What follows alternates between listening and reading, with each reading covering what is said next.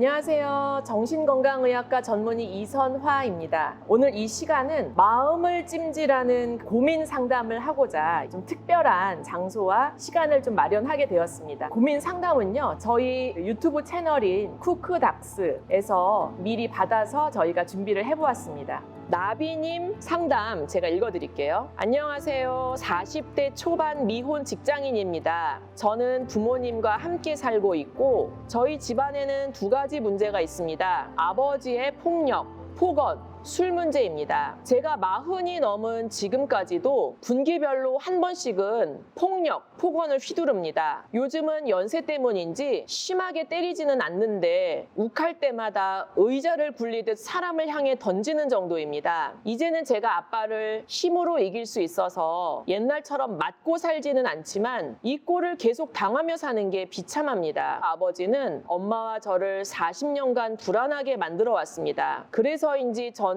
어린 시절부터 조금은 우울한 성향이었던 것 같습니다. TV도 잘 안 보고 친구가 만나자고 해야만 외출을 하며 남자친구를 만나는 것도 귀찮습니다. 기쁘지도 슬프지도 않은 아무 감정이 없는 상태일 때도 많고 회사 업무 시 최근 집중을 더 못하고 맥락 없는 말이 튀어나오기도 합니다. 출퇴근 시 걷는 게 힘이 들고 걸음걸이도 많이 느려졌습니다. 퇴근해서 집에 가까워 오면 가슴이 두근거립니다. 아버지를 마주하는 게 부담스럽습니다. 그나마 다행인 것은 엄마와는 사이가 좋아 이러한 일에 대해 서로 욕하면서 풀어버리곤 합니다. 아마도 엄마와 저는 서로가 없었다면 벌써 정신병에 걸렸을지도 모를 일입니다. 그래서인지 저는 엄마에 대한 의존도가 상당히 높아요. 엄마가 세상에 없어지면 나도 따라 죽어야겠다는 막연한 생각도 합니다. 부모님 두 분 다 연로하셔서 언젠부턴가 제게 정서적으로 엄청 많이 의지하고 계십니다. 왜 그런 말들 많이 하죠? 제 뼈를 갈아 넣었습니다. 이건 자발적으로 내가 노력을 했을 때 흔히 하는 말이죠. 저는 수동적으로 제 뼈가 갈리는 기분입니다. 부모님이 제게 정서적으로 엄청 의존한다 느낄 땐 그분들이 제 뼈를 막 가는 것 같아요. 정신과도 몇 군데 방문해 보았습니다. 어디서는 투약은 물론 정기적인 상담도 불필요하다는 소견이었고 또 다른 데서는 항우울제를 9개월 정도 아침에만 복용하는 것도 좋겠다고 하였습니다. 제 상태가 투약까지 해야 하는 상황인가요? 짧은 글로써 판단하시기는 부담스러우시다는 걸 잘 알지만 조언 정도로 부탁드리겠습니다. 제가 이제 이 사연을 보면서 참 여러 가지로 안타깝다 그런 생각이 일단 들었어요. 아버지의 폭력, 폭언, 술 문제부터 말씀드릴게요. 지금 아버지다, 가족이다, 누가 됐던 간에 폭언, 폭력 이런 거는요 무조건 안 되는 거거든요. 무조건 안 돼요. 이거는 뭐 냉철하게 하셔야 돼요. 냉철하게. 저는 신고하라 그래요. 신고. 폭력은요 첫 번째 일어날 때 무조건 그걸로 끝내야 돼요. 아이 뭐 그래도 어떻게 아버지한테 그럴 수 있냐. 아버지니까 그렇게 하면 안 되죠. 더.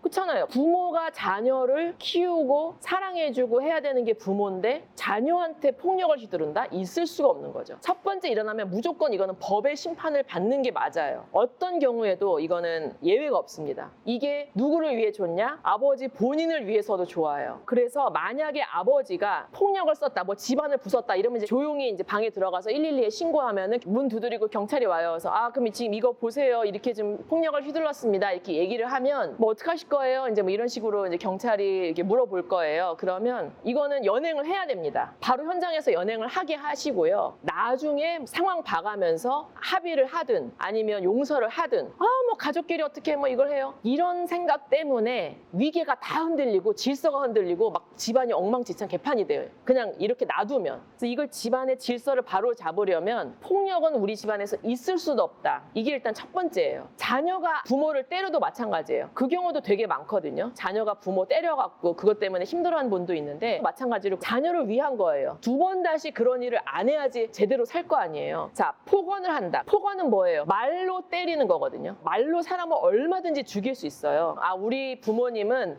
때리고 막 집어던지고 이 정도는 아닌데 그렇게 폭언을 해요. 그러면 대화를 안 해야 돼요. 대화를 절대. 아 그럼 같이 사는데 어떻게 해요? 따로 사세요. 따로. 지금 40대 직장인이시라 그랬잖아요. 어떻게 해서든 따로 사는 게 우리 인생의 1목표가 돼야 돼요. 그럼 이제 이렇게 질문하시거든요. 그 엄마는요? 그건 엄마가 선택하시도록. 지금 우리 사연 주신 나비님이랑 엄마는 이렇게 돼 있어요. 완전히 한 몸 한마음처럼 이렇게 얽혀 있어요. 근데 이게 그러면 좋은 거냐? 당연히 바람직하다고 보기 어려워요. 왜? 나는 나고 엄마는 엄마거든요. 폭력 쓰는 아빠는 나에겐 아빠지만 엄마에겐 배우자예요. 배우자끼리는 동등하고요. 부모 자녀는 전혀 동등하지 않아요. 위와 아래예요. 위계가 있어요. 엄마랑 마치 한 몸이 돼서 아빠 욕하고 이제 이러고 있다 그런 말씀인데 냉철하게 들리실 수 있지만 바람직하지 않습니다. 물론 여기서 이제 사연 주신 분이 엄마 없었으면 어떻게 쓸 뻔했어요 막 이렇게 말씀하시는 거 보면 서로 마치 의지하고 도움이 돼서 겨우 살아왔다는 것처럼 느끼시지만 본인도 얘기하셨잖아요. 이런 상황에서 엄마가 세상에 없어지면 나도 따라 죽어야겠다는 막연한 생각도 합니다. 이게 바로 나랑 엄마랑 이렇게 돼 있는 거예요. 이거는 건강하지 못한 생각입니다. 엄마도 너무 안 됐죠. 그런 남편 만나서 너무 안 됐는데 아니 엄마가 선택했잖아요. 아빠를. 나는 내가 우리 부모 선택할 수 없는 거 그냥 태어났는데 우리 부모잖아요. 그렇죠? 이거 전혀 달라요. 그리고 배우자와의 그런 관계는 미운정도 있지만 고운정이라는 것도 있고 자녀가 이해할 수 없는 그런 아주 복잡 미묘한 게 있어요. 제가 이렇게 참 보면은 그렇게 남편한테 맞고 남편이 맨날 어디 가서 바람 피고 막 술 먹고 와서 행패 부리고 이래도 그렇게 이혼을 안 하고 사는 엄마들이 있거든요. 옛날에는 막 이해를 못했어요. 와, 도대체 저 환자는 왜 저럴까 막 이랬는데 점점점 나이 들면서 제가 드는 게 뭔가 말로 표현할 수 없는 자녀들이 아빠에 대해서 느끼는 것과 다른 아주 미묘한 게 또 있어요. 배우자에 대해서. 아무리 정말 형편없는 배우자라도. 그러니까 그거는 자녀들이 터치할 문제가 아니에요. 우리 엄마는 도대체 저런 아빠랑 왜 사나 몰라 이혼도 안 하고 엄마 빨리 이혼해 이게 의미가 없다는 거예요. 엄마의 선택은 엄마가 하시도록. 그래서 각자 잘 살아야 서로에게도 좋아요. 무슨 얘기냐면 지금 미혼이죠. 결혼은 생각도 잘 안 들죠. 내 가정을 이루고 싶지 않고 이런 생각이 잘 안 드실 것 같아요. 제 추측 건데 틀릴 수도 있지만 근데 이런 게 결국에는 부모님도 슬프게 하는 거예요. 엄마도.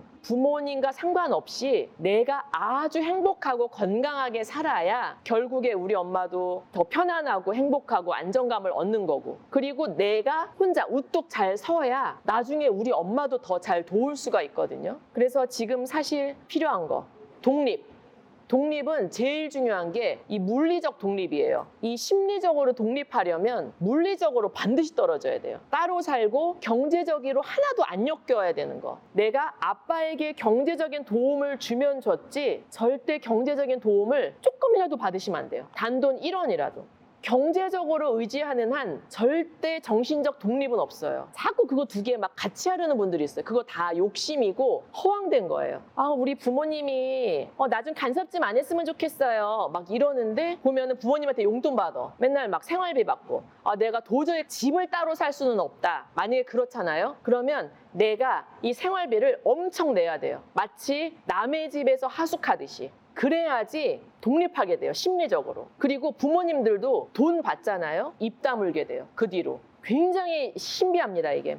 부모님들이 자녀들한테 월세 개념 또 생활비 개념 돈이 자꾸 들어오고 하면은 존중하지 않을 수가 없어요. 부모가. 물론 그 와중에도 진짜 이상한 부모는 조금은 있습니다. 있긴 있지만 경제적인 독립을 해야만 심리적인 독립을 할 수 있다. 그래서 이분은 첫 번째는 따로 사는 게 제일 베스트. 만약에 폭력을 한다 그러면 바로 112 신고. 폭언을 한다 이런 거 절대 들어주면 안 되고요. 그 다음에 엄마 아빠랑 같이 살지 마. 나랑 같이 살자. 이렇게 하면 안 돼요. 나비님은 혼자 본인의 삶을 살도록 하시고요. 엄마는 선택하시도록. 그러면 또 이렇게들 물어보세요. 아니 그러면은 우리 아빠가 만약에 내가 없을 때 집안 다 때려 부수고 이러면 우리 엄마 누가 지켜줘요? 그런 걸 신경 쓰지 마시라고. 본인이 제대로 서야. 제대로 서는 건 뭐예요?